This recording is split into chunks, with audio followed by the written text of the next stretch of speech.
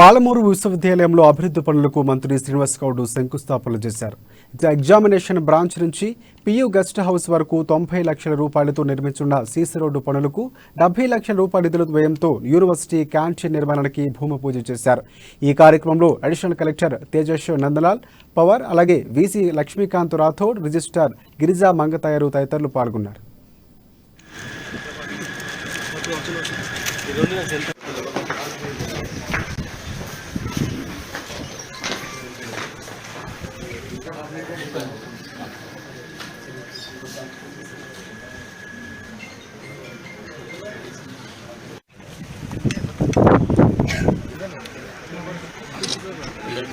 గతంలో యునైటెడ్ ఆంధ్రప్రదేశ్లో యూనివర్సిటీలు అంటే నామమాత్రంగా తెలంగాణ యూనివర్సిటీలు నామమాత్రంగా ఓపెన్ చేయడం, వారికి నిధులు కూడా నామమాత్రంగా కేటాయించి అరకూర వసతులతో యూనివర్సిటీలు అనేటువంటి ఈరోజు తెలంగాణ వచ్చిన తర్వాత అన్ని సౌకర్యాలు కల్పిస్తూ యూనివర్సిటీలో ఉండాల్సినవన్నీ కూడా గెస్ట్ హౌస్ కావచ్చు, ఎగ్జామినేషన్ బ్రాంచ్ కావచ్చు, లేడీస్ హాస్టల్, అదేవిధంగా క్యాంటీన్, రీసెర్చ్ బిల్డింగ్, ఇవన్నీ అన్ని అంగులతో ఈరోజు దాదాపు 50 కోట్ల నిధులతో వివిధ రకాల పనులు కొన్ని ప్రారంభమైనవి, కొన్ని కంప్లీట్ అయినాయి, కొన్ని ప్రారంభం ఫౌండేషన్ వేసుకుంటాం. ఇవన్నీ కూడా ఒక 5 నెలల్లో పూర్తి స్థాయిలో కంప్లీట్ చేసి మళ్ళీ నెక్స్ట్ బడ్జెట్లో అదనంగా యూనివర్సిటీ ఏమేమి కావాల్సినటువంటి కూడా ప్రభుత్వం గతంలో